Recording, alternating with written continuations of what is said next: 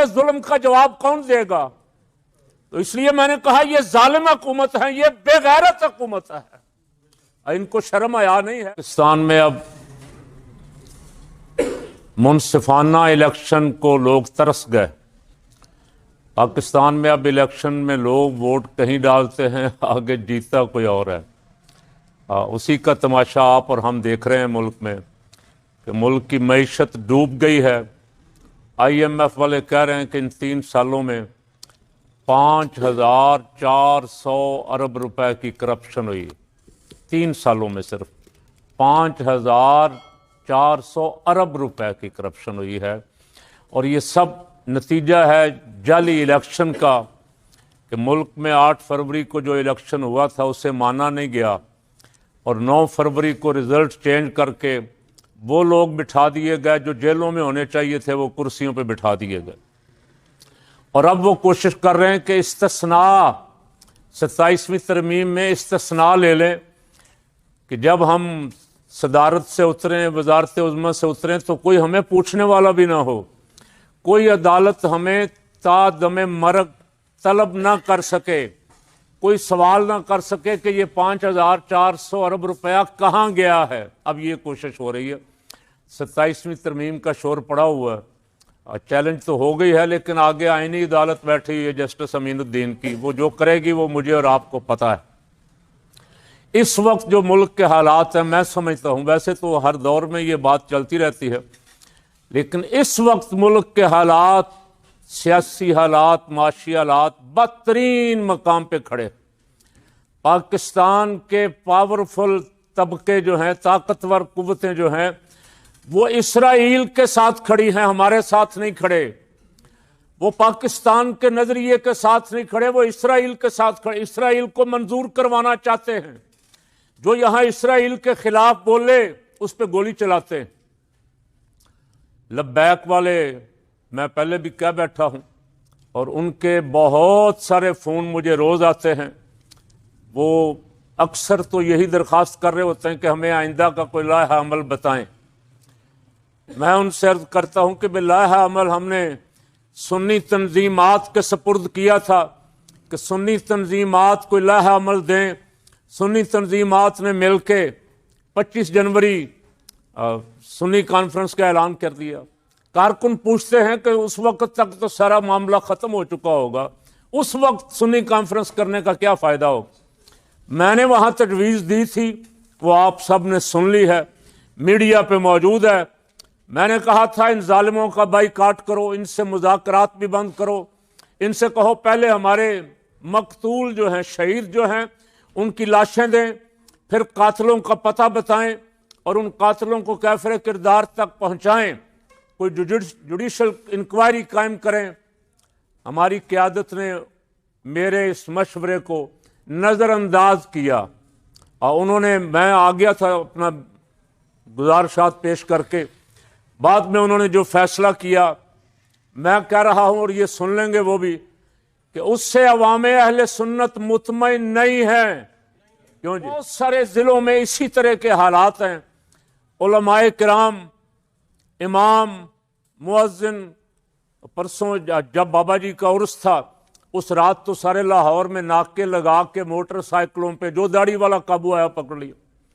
ٹیلی phone دیکھا جس میں سے بابا جی کی تصویر نکل آئی، کوئی لبیک کی تصویر نکل آئی، کوئی میسج نکل آیا، اسے پکڑ کے جیل میں بند کر دیا۔ اب تقریباً آج 23 نومبر ہے، 1.25 مہینہ ہو گیا۔ جن لوگوں کو بے گناہ پکڑا ہوا آپ نے، جو گئے بھی نہیں وہاں، جن کا تعلق بھی نہیں ہے، ان پہ ہونے والے ظلم کا جواب کون دے گا؟ تو اس لیے میں نے کہا یہ ظالم حکومت ہے، یہ بے غیرت حکومت ہے۔ ان کو شرم حیا نہیں ہے کہ ہم کچھ اپنے عوام کا پاس کریں۔ انہوں نے ٹرمپ کو جا کے گفٹ پیش کرنا تھا کہ اتنے بندوں کی لاشیں ہم گرائے ہیں، اب پاکستان میں اسرائیل کے خلاف کوئی جلوس نہیں نکلے گا۔ 2 دن پہلے جماعت اسلامی کا سابق سینیٹر مشتاق ملتان میں فلسطین کی حمایت میں کانفرنس کرنا چاہتا تھا، ہال سیل کر دیا، منتظمین کو گرفتار کر لیا۔ دفعہ 144 ہے. کوئی بندہ جلسہ نہیں کر سکتا، عرس نہیں کر سکتا، پروگرام نہیں کر سکتا، لیکن جماعت اسلامی کو مینار پاکستان میں اجازت ہے. یہ میری سمجھ سے بالا تر ہے کہ یہ دوہرا معیار کس کے لیے؟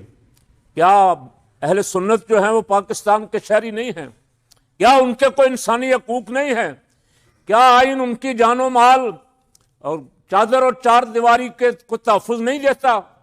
ان پہ کس بنا پہ آپ ظلم ڈھا رہے ہیں؟ مسلسل ظلم ہو رہا ہے، بار بار ریکویسٹ کرنے کے، بار بار کہنے کے، ابھی تک اس میں کوئی کمی نہیں آئی. جو لوگ میری ویڈیو سن رہے ہیں بڑے حضرات، ان سے کہہ رہا ہوں کہ ابھی تک آپ کے ان مظالم میں کوئی کمی نہیں آئی. لوگ اٹھائے جا رہے ہیں. جمعیت علماء پاکستان کے بہت سارے لوگوں کو اٹھا لیا گیا. میں زیادہ اس کا ذکر اس لیے نہیں کر رہا کہ لبیک والے ان کے دل میں یہ خیال نہ آئے کہ قاری صاحب جمعیت والوں کو اپنا سمجھتا، میں اپنا نہیں سمجھتے.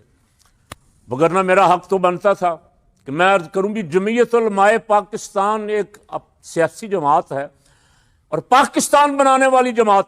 1948 میں جب موجودہ حکمرانوں کا بھی نام و نشان بھی نہیں تھا، اس وقت بھی جمعیت علماء پاکستان کے لیے کھڑی تھی.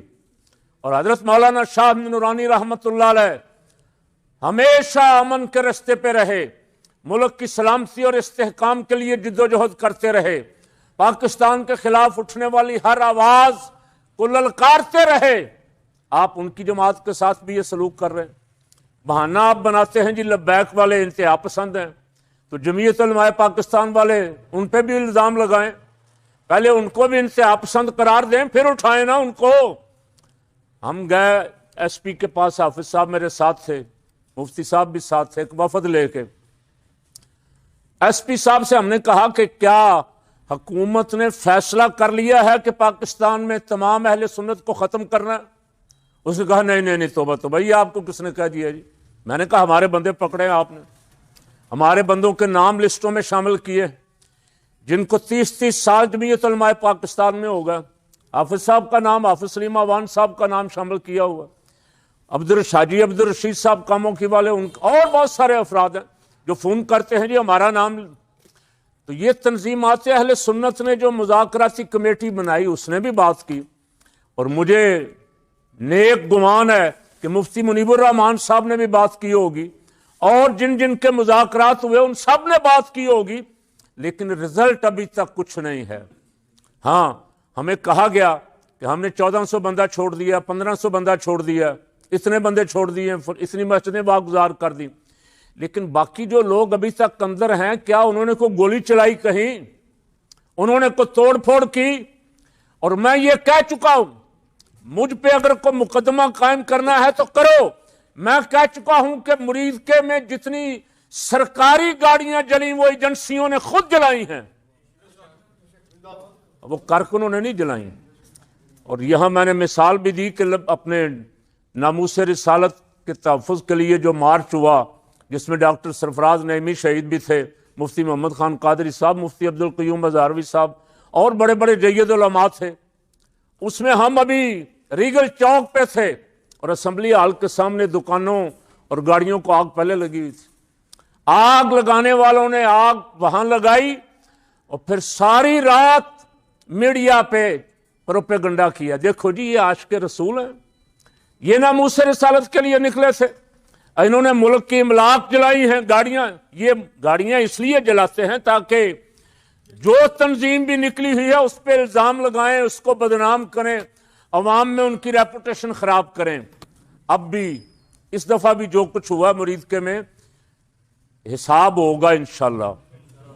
کہہ دیں اس کا احتساب آج نہیں تو کل ضرور ہوگا.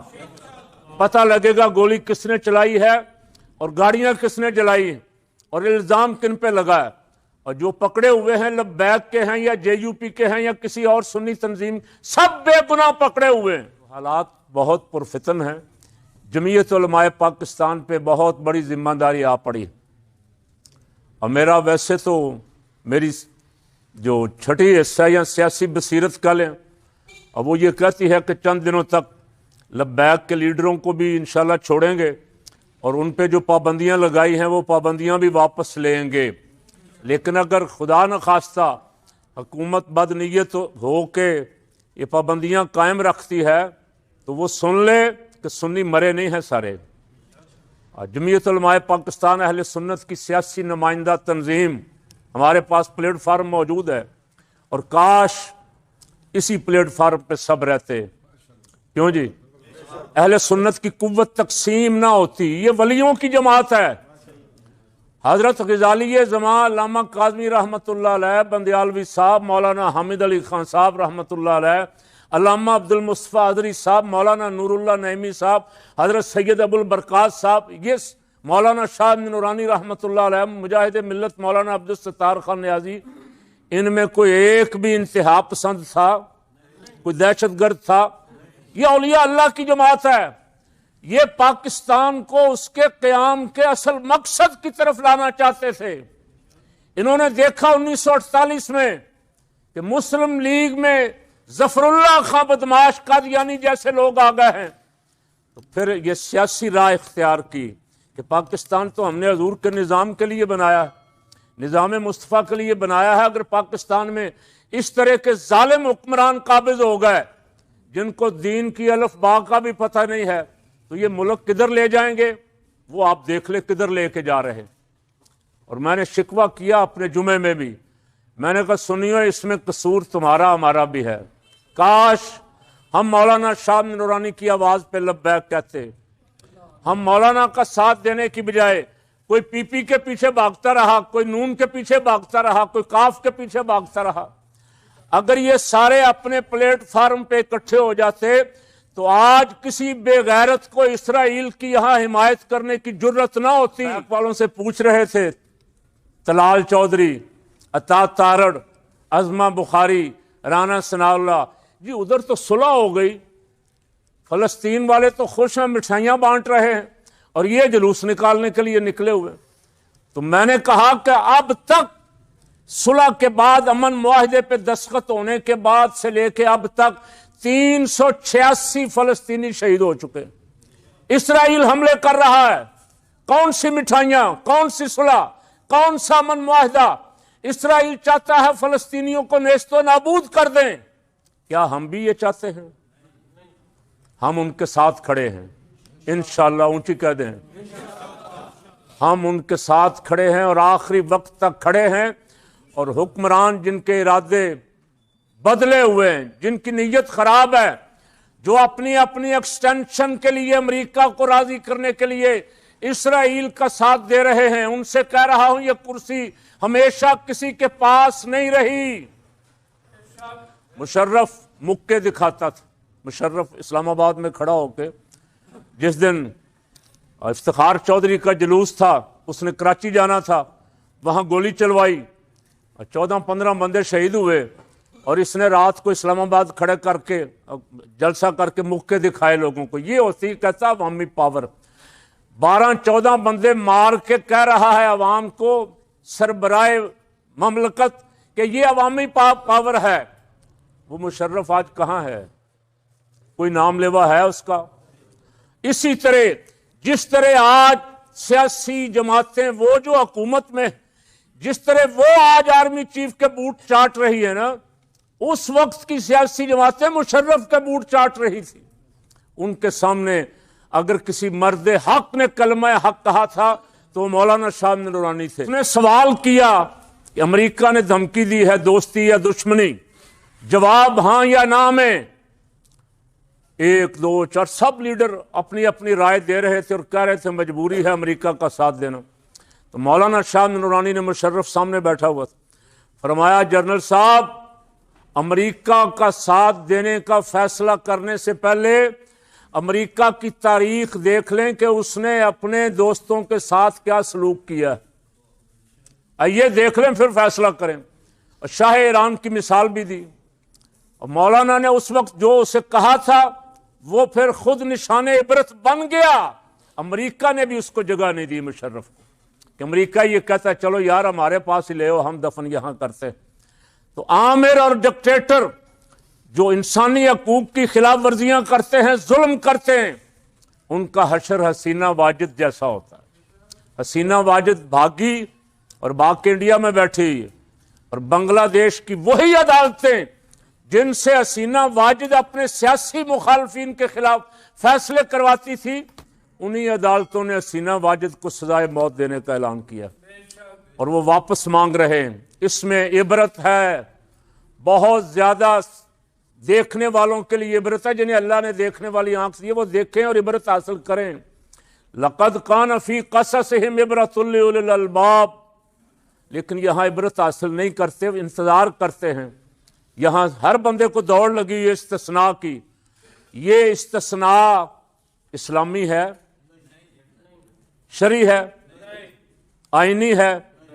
رسول پاک صلی اللہ علیہ وسلم میرے اور آپ سب کے ماں باپ حضور پہ قربان، حضور نے ایک ایسے شخص کو جس کو صف سیدھی کرنے کے لیے عصا مبارک لگایا تھا، اس کو بھی بدلہ دیا، اس کو بھی فرمایا کہ بدلہ لے لو مجھ سے جانے سے پہلے پہلے۔ اپنے آپ کو احتساب کے لیے پیش کیا۔